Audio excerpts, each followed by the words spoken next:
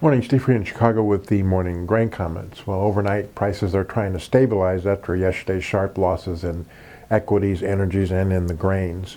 Yesterday the funds were sellers of 15,000 wheat, 15,000 corn, 12,000 beans, and they sold 10,000 soybean oil.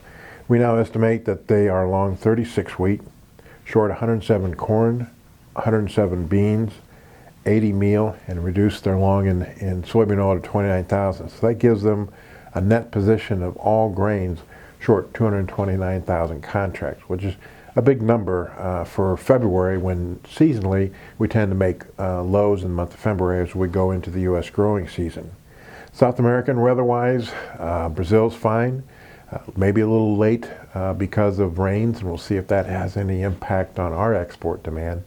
Argentina is dry, and in a couple of weeks they're going to need a rain to get normal crops.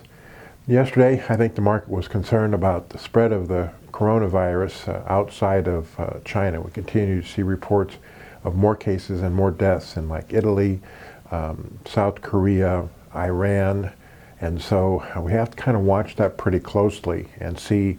The bulls feel that in 2 weeks the virus may be contained, while the bears feel that this thing will continue to spread. That adds to a lot of volatility.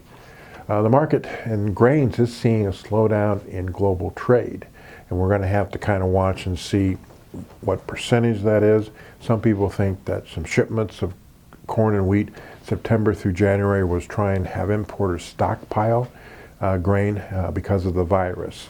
So yesterday, wheat export inspections were running about 10% ahead of a year ago. The USDA is forecasting a 7% increase. Corn is running 53% behind a year ago. USDA is talking about a 16% drop. And soybeans are still 15% ahead of a year ago, but that's down from 19 last week. And USDA is talking about a 4% increase.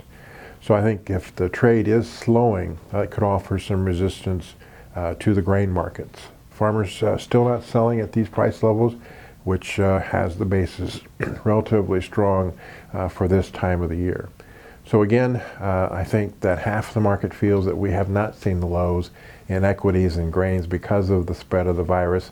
The other half hope that in a couple of weeks we can contain this virus and kind of go back to normal demand and normal things that we trade, like weather and things of that nature.